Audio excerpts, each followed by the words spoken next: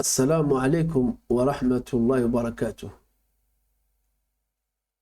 Dans cette séance, on va voir quelques exercices sur le mouvement et le repos, la vitesse et les actions mécaniques.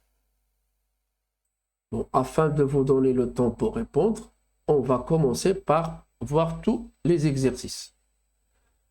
L'exercice 1, c'est répondre par vrai ou faux. L'exercice 2, c'est compléter les pointillés. L'exercice 3, l'exercice 4, l'exercice 5, l'exercice 6, c'est à partir de ces graphiques, vous allez remplir les pointillés. Chaque graphique représente la variation de la vitesse en fonction du temps. يعني كل منحنى تيمثل تغير السرعة بدلالة الزمن. L'exercice 7, l'exercice 8, l'exercice 9, l'exercice 10, l'exercice 11 et l'exercice 12.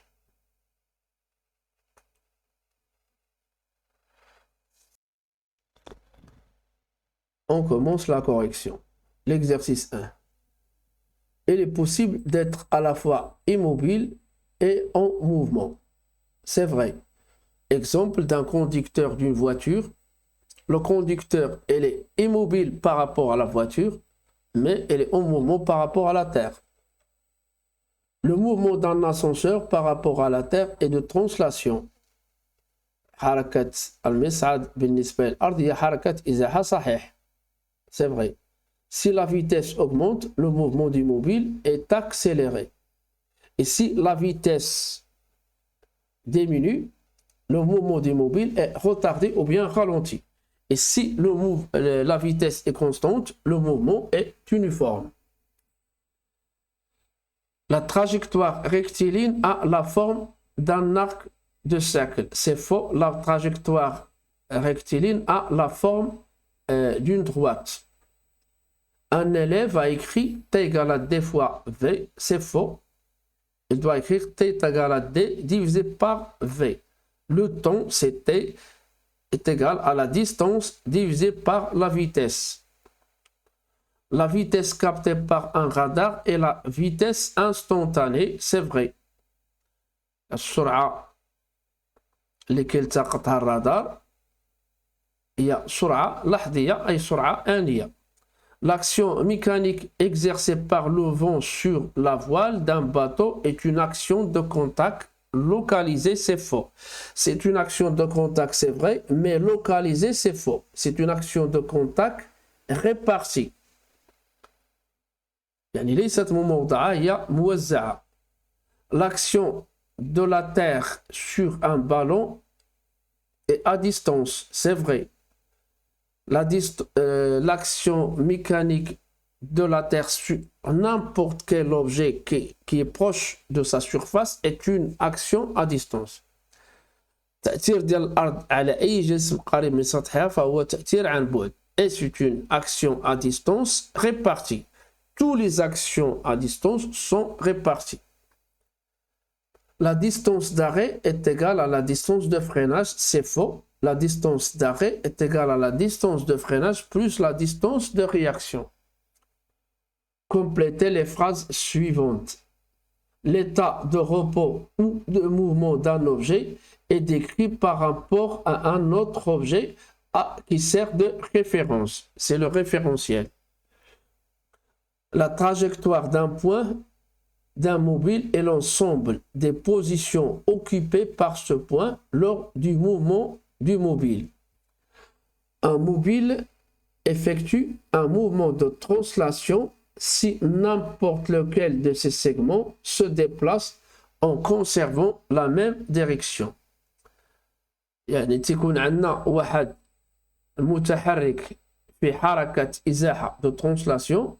إذا كانت كل قطعة من هذا الجسم المتحرك تحافظ على نفس الاتجاه خلال حركة هذا الجسم. La distance d'arrêt d'un véhicule noté DA est égal, ici c'est pas majuscule, est égal à la somme de la distance de réaction notée DR et la distance de freinage notée DF. On écrit DA égale à DR plus DF. Une action mécanique peut mettre en mouvement un objet ou modifier sa vitesse ou sa trajectoire ou le déformer. Une action mécanique est dite de contact s'il y a entre l'acteur et le receveur, non, je reprends cette phrase, une action mécanique est dite de contact s'il y a contact entre l'acteur et le receveur. Sinon, on dit qu'elle est à distance. Bon, s'il y a contact entre l'acteur et le receveur, c'est une action de contact, elle est soit répartie ou bien localisée. Si il n'y a pas de contact, on dit que c'est une action à distance et elle est toujours répartie.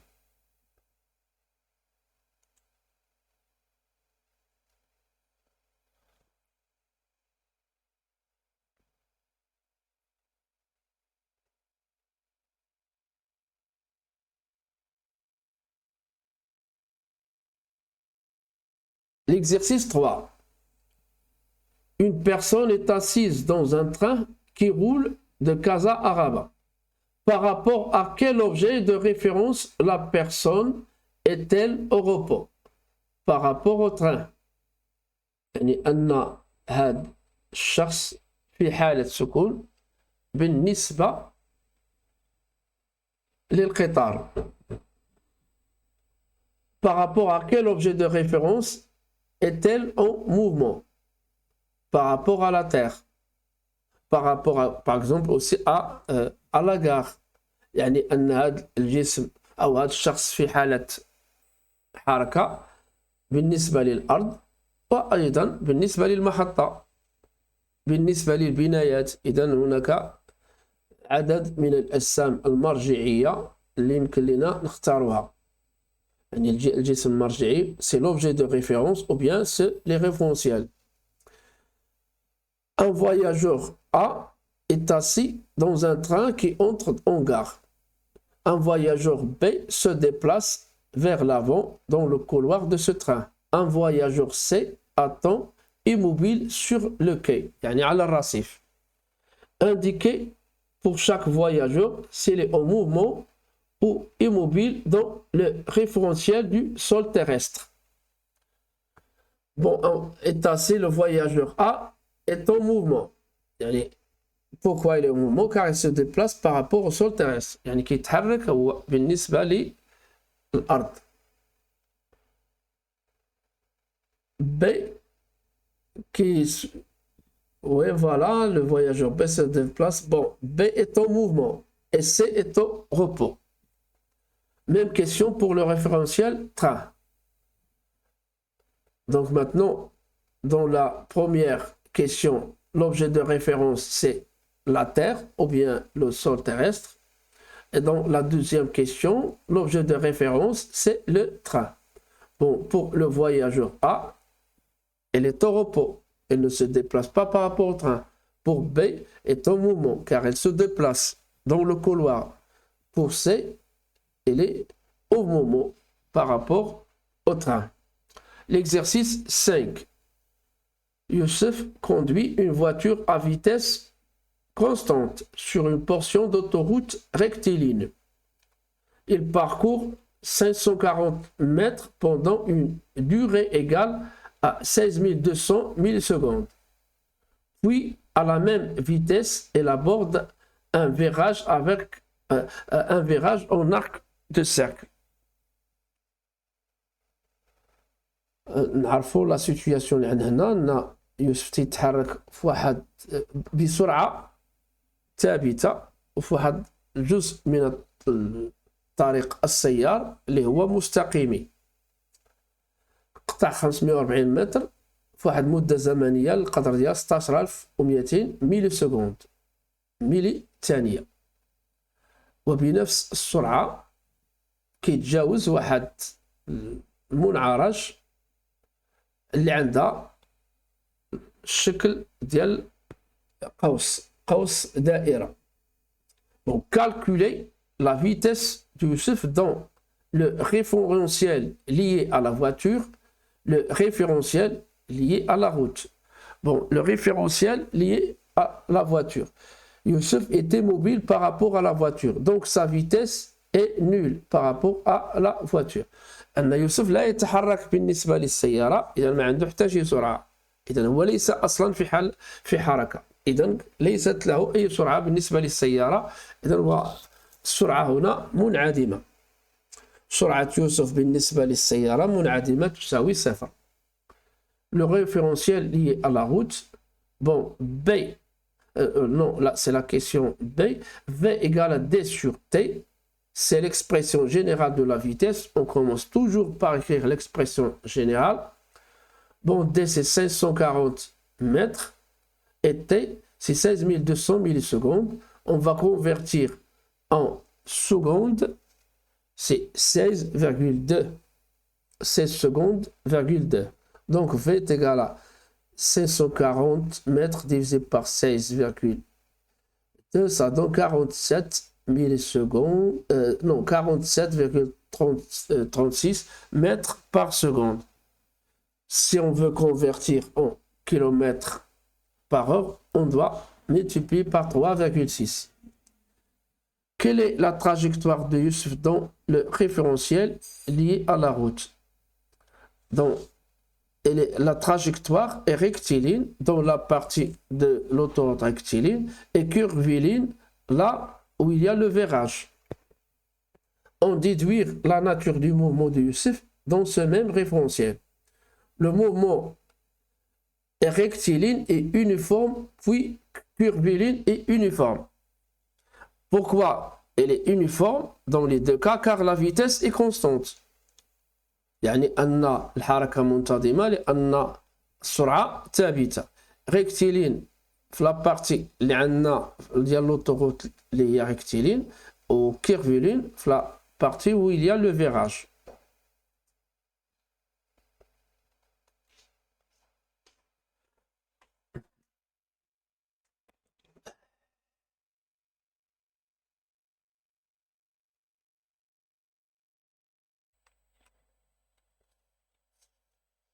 L'exercice 6. Chaque graphique représente la variation de la vitesse en fonction du temps. Complétez les pointillés en indiquant la nature du mouvement. Bon, chaque graphique représente la variation du temps, la variation de la vitesse en fonction du temps. Et à partir de ces graphiques, on va remplir les pointillés s'il s'agit d'un mouvement uniforme, accéléré ou bien retardé. Bon, pour le premier graphique, la vitesse ne varie pas en fonction du temps. Voilà, le temps passe, mais on a la même valeur de la vitesse. Donc, la vitesse est constante, le mouvement est uniforme. Ici, la vitesse augmente lorsque le temps passe. Ici, la vitesse augmente. Donc, le mouvement est accéléré. Dans le troisième graphique, la vitesse diminue avec le temps. Donc, le mouvement est retardé ou bien ralenti. L'exercice 7. Siham a marché pendant 32 minutes. Elle a parcouru 3200 mètres. Calculer sa vitesse moyenne V en mètres par minute. Bon, toujours on doit commencer, comme ce genre de question, par écrire l'expression générale de la vitesse. L'expression générale, ça veut dire écrire la formule avec les lettres. V égale, c'est la vitesse, est égale à D, c'est la distance, divisé par le temps. On a T égale à 3200 mètres et T égale à 32 minutes. Donc, on va faire la division de 3200 mètres par 32 minutes. Ça donne 100 mètres par minute. calculer sa vitesse moyenne en kilomètres par minute. On va convertir 3200 mètres en kilomètres, ça donne 3 km,2. On va faire la division 3,2 par 32 minutes. Donc 3 km V égale à 3 km,2 divisé par 32 minutes, ça donne 0,1 km par minute.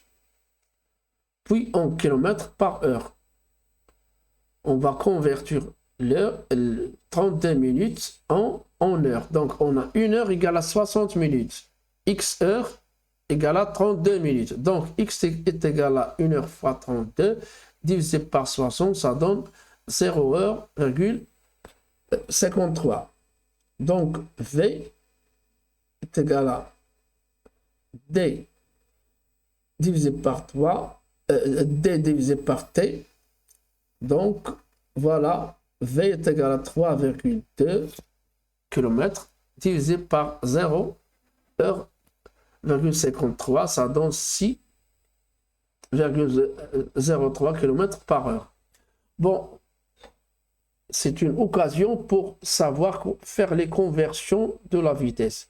Bon, à partir de A, je peux répondre à toutes les questions tout simplement en faisant des conversions. Voilà, on avait à partir de A, on a trouvé V égale à 100 mètres par minute. Bon, pour B, c'est en kilomètres par minute. On va convertir 100 mètres en kilomètres, c'est 0,1 km par minute. Et après, pour C, c'est en kilomètres par heure. Donc, on va convertir ici, on a 0 km,1 par minute, c'est-à-dire c'est par une, on a ici 1 minute. Donc, on va convertir 1 minute en heure. 1 minute en heure, on va diviser par 60. Qu'est-ce qu'on a? 0,1 divisé par 1 divisé par 60. Donc, c'est 0,1 qui est égal, elle est égale à 0,1 multiplié par 60 divisé par 1. On va trouver, c'est 6 km par heure. Bon, c'est du calcul des divisions avec les fractions. Et bon, vous allez réviser un peu les divisions des fractions et vous allez bien comprendre ça. Au tennis, l'exercice 8, lors d'un service de Roger Federer, il a été mesuré la vitesse moyenne de la balle à 230 km par heure. Calculer la durée écoulée entre l'instant de la frappe et l'instant de l'arrivée de la balle sur le joueur adverse, situé à 25 mètres. Donc, dans ce cas, ici, on va trouver la durée T. La durée, c'est quoi la durée? Oui, la durée, c'est T. C'est le temps, plutôt. V égale à D divisé par T. T, on cherche T, T égale à D divisé par V. Bon, on a D, c'est la distance entre les deux joueurs, c'est 25 mètres. Et la vitesse, c'est 230 km par heure. Bon, on a la distance en mètres, donc on doit convertir ici la vitesse en mètres par seconde. C'est pour faciliter le calcul, bien sûr, et pour simplifier. Donc, on a 230 km par heure. Si on veut convertir en mètres par seconde, on va diviser 230 par 3,6. On trouve 63,88 mètres par seconde. Donc, D D est égal à 25 mètres. Donc, T est égal à 25 mètres divisé par 63,88 mètres par seconde. Donc, ça donne 0 seconde, 39.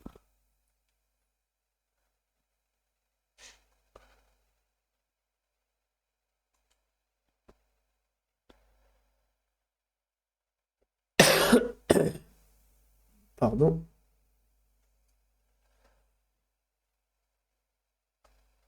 Un adolescent circule sur son scooter à la vitesse de 45 mètres par heure.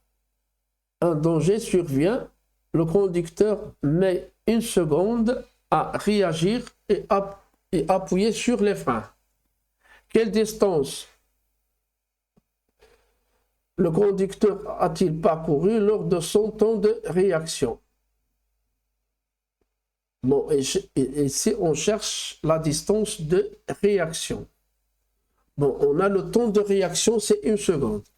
On a la vitesse, c'est 45 km par heure. Donc, le temps de réaction, on l'exprime toujours, la distance de réaction, on l'exprime toujours en mètres. Donc, on doit convertir 45 km par heure en mètres par seconde. Pour cela, on va diviser 45 par 3,6. Ça donne 12,5 mètres par seconde. Et on a le temps de réaction, c'est-à-dire TR est égal à 1 seconde. Donc DR égale à V fois T, DR égale à 12,5 mètres par seconde, multiplié par 1 seconde, c'est 12 mètres,5.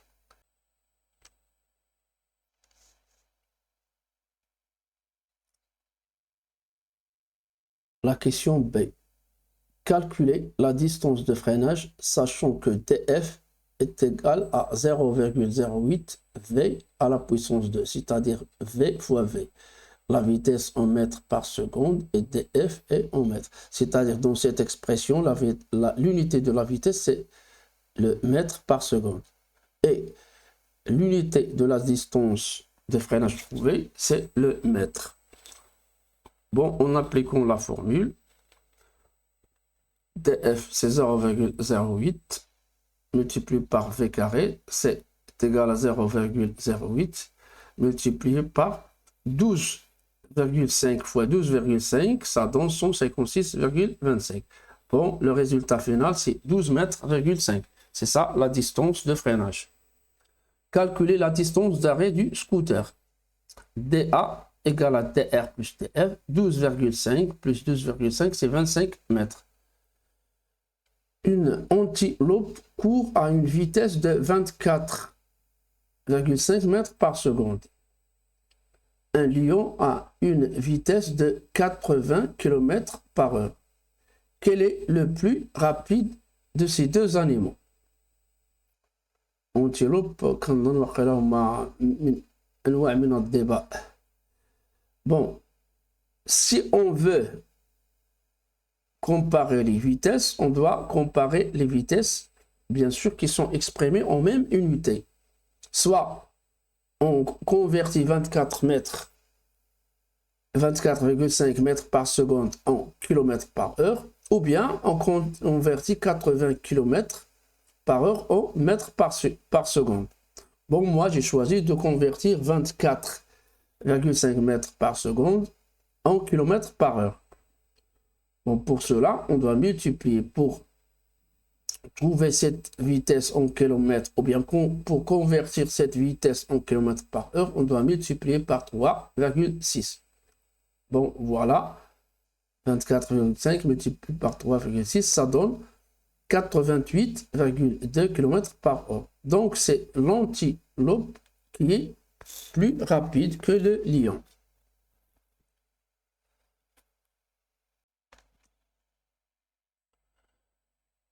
L'exercice 11. Voici quelques situations mettant en jeu des actions mécaniques. Bon, l'exemple 1, le footballeur dévie le ballon avec sa tête. Un aimant met en mouvement une bille en acier. Le vent gonfle la voile du bateau. Une balle qui tombe.